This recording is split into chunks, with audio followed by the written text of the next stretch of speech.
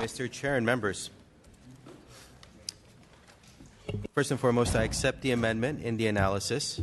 AB 2556 makes clarifying changes to AB 2222 from 2014, which amended the density bonus law to require the replacement of all existing affordable rental units with that existed on the project site in the past 5 years.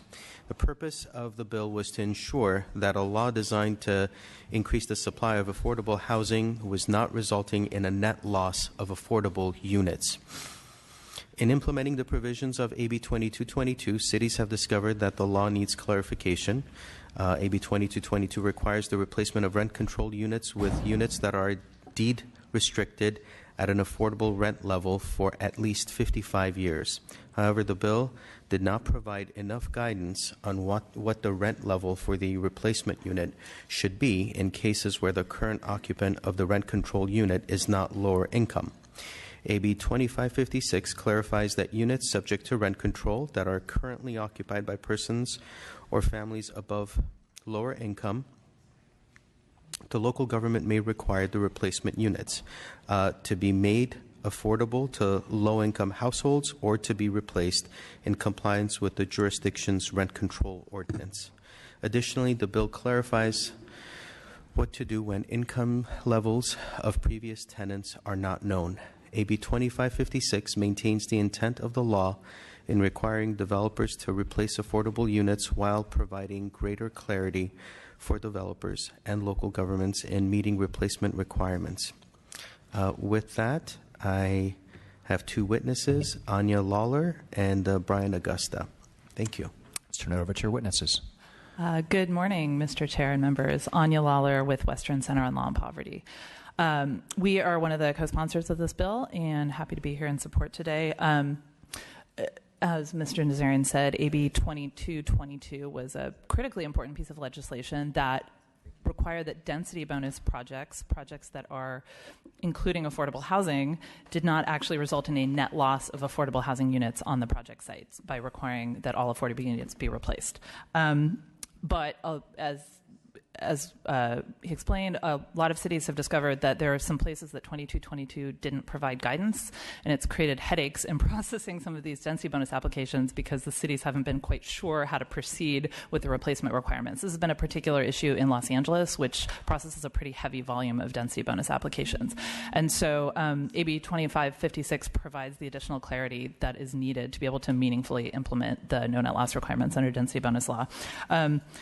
Understand that the League of Cities and some others have raised some concerns about the way we have the language drafted, and we're more than happy to keep working with anybody who's interested to make sure we get this right. The goal really is to make this as easy to implement as possible. We don't want it to be hard for cities or density bonus applicants to sort of comply with these requirements. We just want it to make it a little bit easier to move these projects forward. So hopefully you can be supportive today. Thanks. Thank you. Next speaker. Brian Augusta on behalf of the California Rural Legal Assistance Foundation. Plenty has been said about the need for the bill. I would just urge an aye vote. Other supporters. Lauren De Valencia, representing the American Planning Association. Appreciate the clarification. Thank you. Other supporters? And any opposition? If you could please step up to the mic. You got ahead of me a little too fast. My name is Paul Weber, and I'm again here speaking on behalf of the Coalition for San Francisco Neighborhoods. In fact, we do support the concept of the proposition that's stated. The only question we have, and it's a question, is whether the proxy that's set is the correct proxy, and we're willing to work with the author to see if it's appropriate or if there another proxy should be indicated. Thank you. Other opponents? Mr. Chair and members, Kendra Harris with the League of Cities. We're kind of in-betweeners. We sent a notice of concern to the committee and the author. As the sponsor alluded, we had some questions the way the bill was drafted, and we hope that we can work out some of that language to remove some of our concerns with the measure. Thank you. If I could turn it back to the committee, I'll just start with a quick question. You heard really questions about how the proxy was determined. I'm wondering if you could answer that. How did you come across this particular metric? With respect to the census data being the proxy? Correct. It was an idea that was contemplated among a bunch of stakeholders at a big meeting that census data is readily available, it's easy to access, you can just pull it up on the website.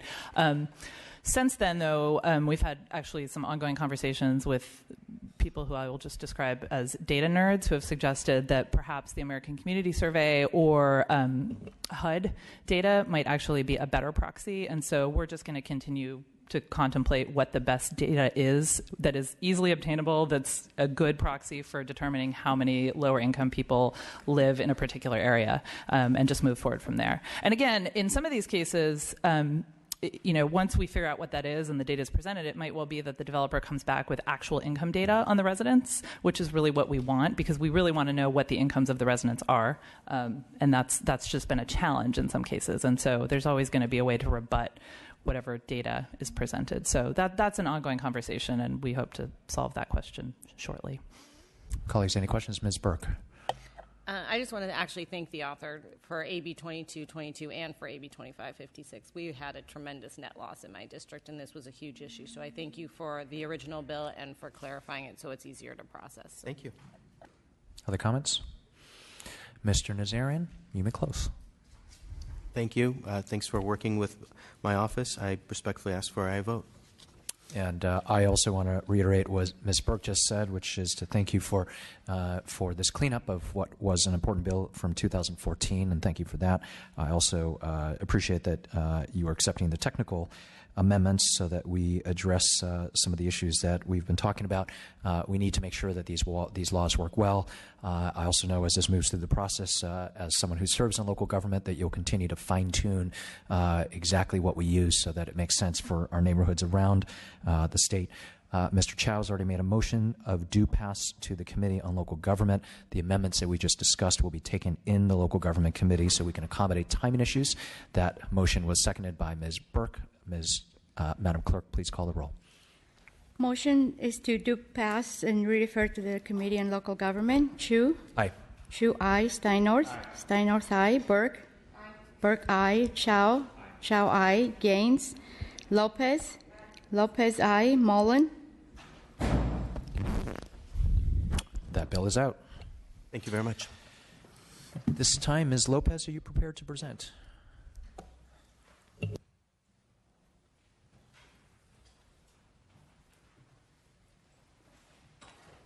So we're moving to file item 12, AB 2685. Ms. Lopez, your presentation. Okay. Good morning, Chairman, members, public. Just give me 1 second. Public participation around the housing issue has been a long-time issue in my district. I understand that working groups on housing department has been working in several housing issues, but that issue is more public participation is very important to my district, and that's why I'm bringing this bill forward. AB 2685 will require planning agency or city and county to make draft housing element available to the public at least 30 days before submitted in the Department of Housing Community Development for approval, and also provide the comments on the public to pass on to the governing body by voting to approve the housing element. This bill ensures more voices are being heard from the community and involved before housing element adopted.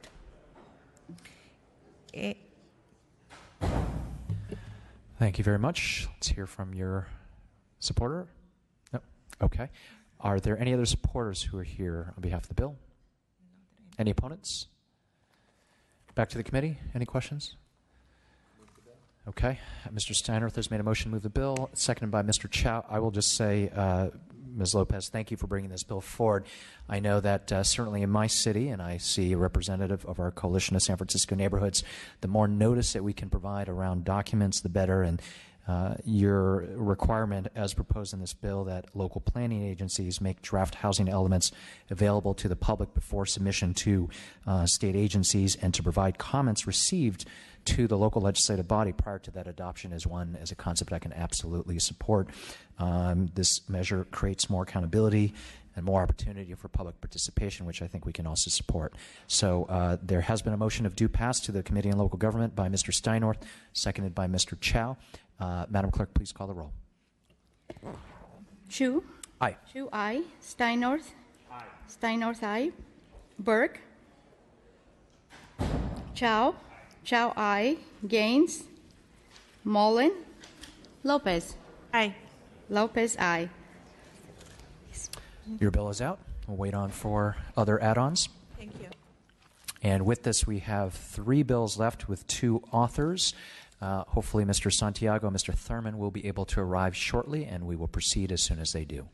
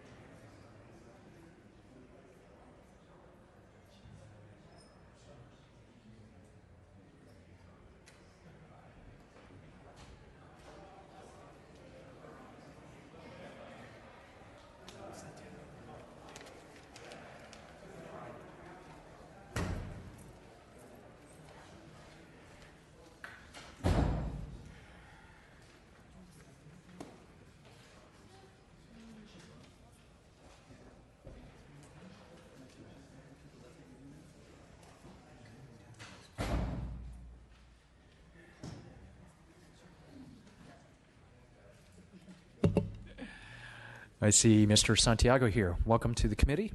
You have 2 items at file item 1 and 3. I assume you may want to take up the first item, which is AB 1934, if that makes sense.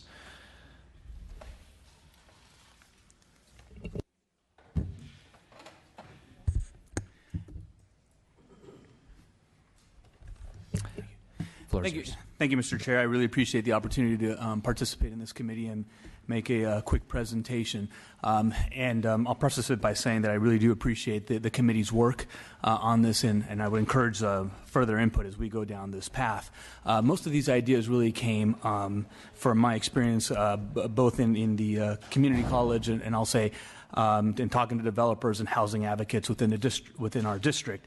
They're not perfect ideas at this point in time, but I think they're ideas that will help us to think outside of the boxes as we look forward and encouraging development.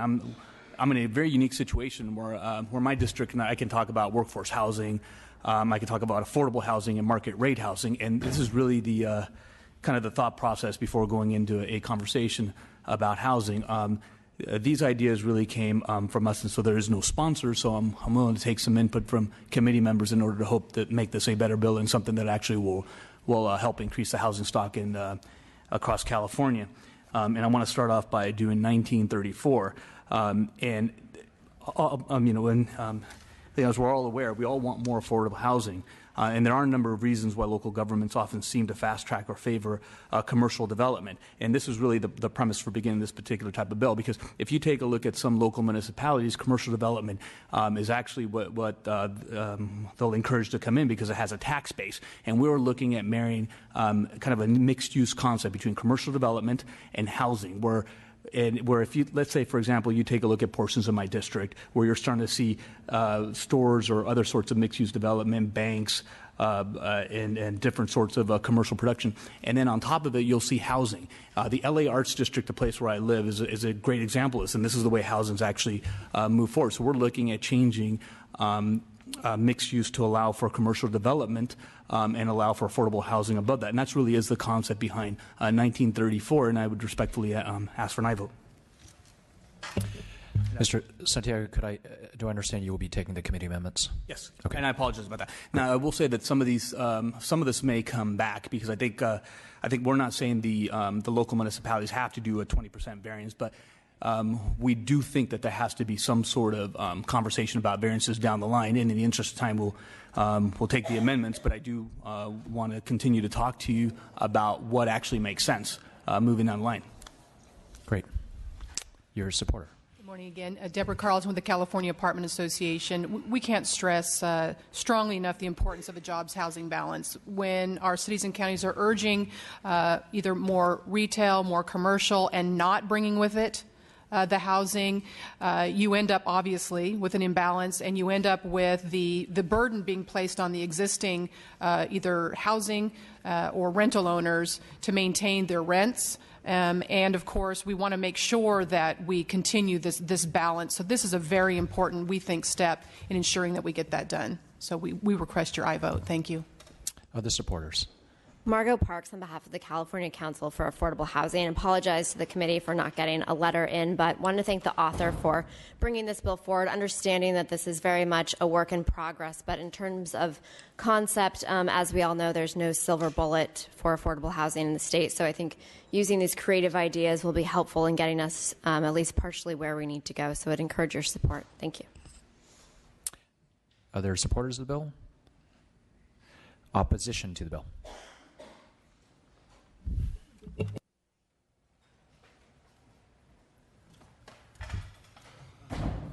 I'm back. Again, I'm here on behalf of the San Francisco Coalition for San Francisco Neighborhoods to oppose the bill for two reasons, if I can just have a little more than a minute. Number one, and I haven't spoken with the author, and in fairness to him, so he's hearing this for the first time also. Number one, the density bonus law already provides for mixed-use development, and it provides its own series of bonuses as a consequence. Secondly, by this just upends the whole concept behind density bonus. It's now giving it to commercial buildings. I understand the motivation behind it, and I'm certainly supportive of it. But this is basically doubling down on the bonuses, and I can hear the sucking sound now of developers heading for this project because they'll be getting considerably more opportunities for margin with this approach. I don't think these changes that are being considered here today are anywhere near the order of magnitude of that. And I urge you to reject this proposition. I'm happy to speak with the author, but the concept coalition will be opposing. Thank you very much. Hi, John Terrell, Vice President, Policy and Legislation for APA California. We appreciate the amendments that have been offered.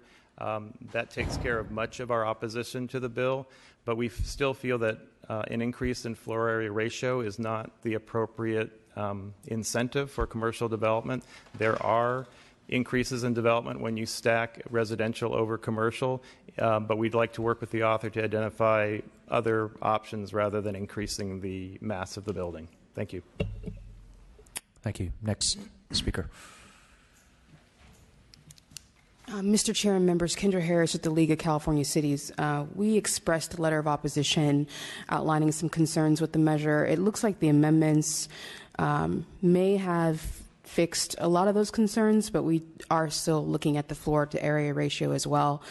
So we want to continue working with the author, and we appreciate the committee and suggesting those amendments. Thank you. Let's bring it back to the committee. Mr. Steinhardt. I would like to thank the author. I think this is very clever.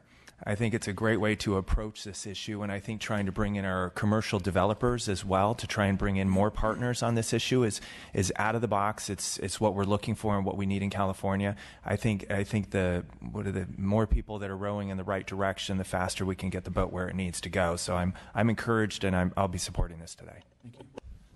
Other comments? Mr. Santiago, you may close. Thank you, committee members and Mr. Chair. And really, when we took a look at this and how we came about it was a series of conversations with developers. Because at the end of the day, I think sometimes affordable housing is misunderstood, right? And I'll give you an anecdotal conversation if I may. But in my conversations and talking to folks who did affordable housing in Los Angeles, oftentimes the decision between doing affordable housing market rate, going to commercial hotel rooms, and or investing in something else, when a decision came to be investing, would you make 2 to 3% on affordable housing, or would you go invest your dollars elsewhere? When it came down to the core root about asking what will incentivize you doing affordable housing in my district, the conversation came over and over. Besides local rules that municipalities would put in place and the time limit, the time that it would take to pass any ordinance change or what have you, is it just doesn't pencil out. So we were looking at market-based incentives in order to incentivize housing, and that's really the origin of both of these bills. So when we originally began with this, we have no intention to tell a city to do this.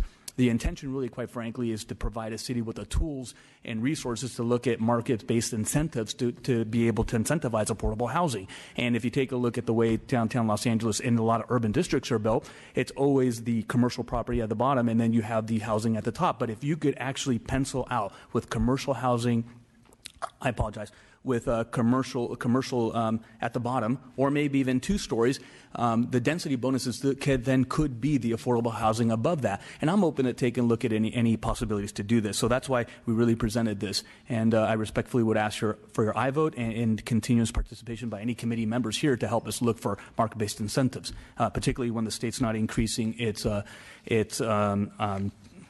tax incentives to do this. I respectfully ask your aye vote.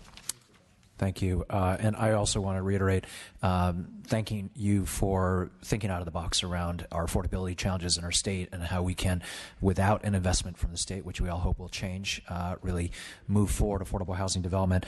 I want to also thank you for accepting the committee amendments really in 2 areas. One, to ensure that the language in this proposal would more closely align with our state density bonus law, and as you said, give governments the tools to make these decisions. It's not about dictating to local government, but providing a framework for them. And then also accepting the amendment around striking the language referencing allowing this allowing the affordable housing developer to have their project located within 1 mile of the radius. I know that is a conversation that we will still have. I think your vision of affordable housing on top of commercial development is one that we all support. The idea of separating that is, I think, a little trickier, but certainly as we move through the process, we should have that conversation. May I answer that? Sure thing. The origin of that, just to maybe provide some clarity. So, when you take a look at some of the better-to-do areas, and my district's perfect, right? I've got Bull Heights in one area, I've got Pico Union MacArthur Park in another area, and these are some of the poorest areas, given the fact that my district is the 3rd poorest district in the state of California. And then I got Skid Row smack in the center of downtown Los Angeles, 7,000 to 10,000 people without homes. So when we took a look at doing this, the ability to provide these incentives in downtown Los Angeles, do the commercial building, but then we've got plots of land in Pico Union, MacArthur Park that are not used, and we can't incentivize development to come in there for affordable housing where it's desperately needed, and we can't incentivize near Skid Row for the affordable housing, and we can't incentivize the affordable housing in Bow Heights. The ability to do this downtown Los Angeles and say 1 mile radius to be able to put the affordable housing really gives us a unique tool to be able to do this. And that really was the origin of this. And when we started taking a look at anecdotally up and down the state, a lot of districts have the same problem when you have urban areas, and really that's why we would press back to say there is a reason to do this. Thank you, Mr. Chair. So I certainly appreciate that. I know this has been sort of a long-standing conversation about where you cite affordable housing. I think many of us would like to see a much tighter integration, but I know this is going to go to local government.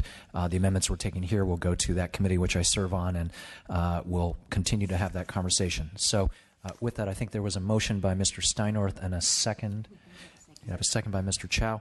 As I said, these amendments will be taken in local government to accommodate timing issues. And with that, let's call the roll. Motion to pass and refer to the Committee on Local Government. Chu? Aye. Chu, aye. Steinorth? Aye. Steinorth, aye. Burke? Aye. Burke, aye. Chow? Aye. Chow, aye. Gaines? Lopez? Aye. Lopez, aye. Mullen? That bill is out, and let's go to file item 3, AB 2208. Mr. Santiago.